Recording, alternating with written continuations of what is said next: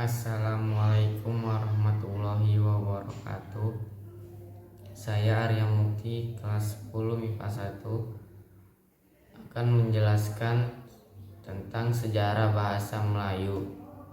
Bahasa Melayu mulai dipakai di kawasan Asia Tenggara sejak abad ke-7. Hal itu dibuktikan dengan ditemukannya prasasti di Kedukan Bukit Berangka tahun 683 Masehi di Palembang, Talang Tuo Berangka tahun 684 Masehi di Palembang, Kota Kapur Berangka tahun 686 Masehi di Bangka Barat, dan Karang Berahi Berangka tahun 688 Masehi di Jambi. Prasasti itu bertuliskan huruf Pranagari berbahasa Melayu kuno. Bahasa Melayu kuno itu tidak hanya dipakai pada zaman Sriwijaya. Di Jawa Tengah juga ditemukan prasasti Berangka tahun 832 Masehi, dan di Bogor ditemukan prasasti Berangka tahun 942 Masehi yang juga menggunakan bahasa Melayu kuno. Pada zaman Sriwijaya, bahasa Melayu dipakai sebagai bahasa kebudayaan, yaitu bahasa buku pelajaran agama Buddha.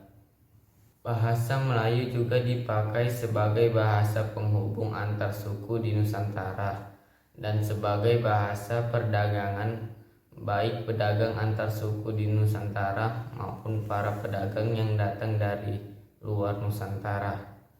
Informasi dari seorang ahli sejarah Cina, Itzing, yang belajar agama Buddha di Sriwijaya, antara lain menyatakan bahwa di Sriwijaya ada bahasa yang bernama Kuen Luen. Yang dimaksud Kuen Luen adalah bahasa perhubungan di Kepulauan Nusantara, yaitu bahasa Melayu.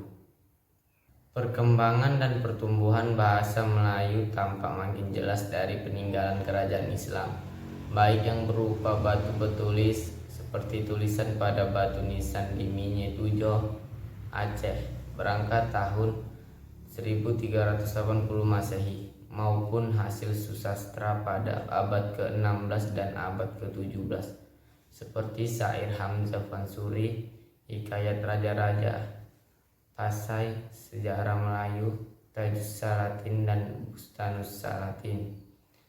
Bahasa Melayu menyebar ke pelosok Nusantara bersamaan dengan menyebarnya agama Islam di wilayah Nusantara.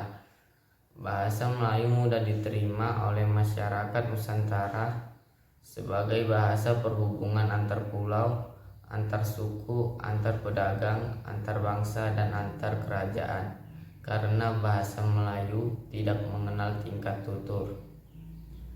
Bahasa Melayu dipakai di mana-mana di wilayah Nusantara, serta makin berkembang dan bertambah kukuh keberadaannya.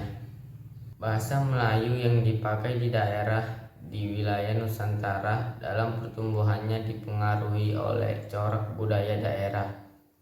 Bahasa Melayu menyerap kosakata dari berbagai bahasa, terutama dari bahasa Sanskerta, bahasa Persia, bahasa Arab, dan bahasa-bahasa Eropa.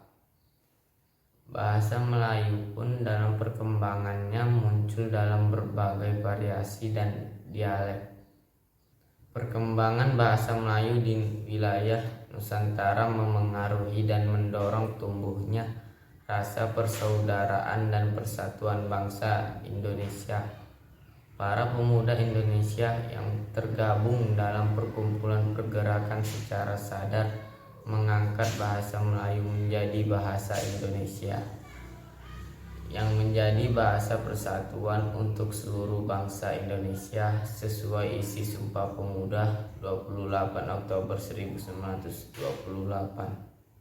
Proklamasi Kemerdekaan Republik Indonesia 17 Agustus 1945 telah mengukuhkan kedudukan dan fungsi bahasa Indonesia secara konstitusional sebagai bahasa negara.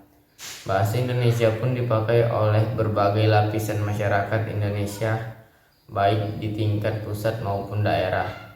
Meskipun bahasa dari daerah masing-masing masih dipakai, namun untuk mempersatukan bangsa, masyarakat Indonesia antar suku menggunakan bahasa Indonesia untuk percakapan sehari-hari.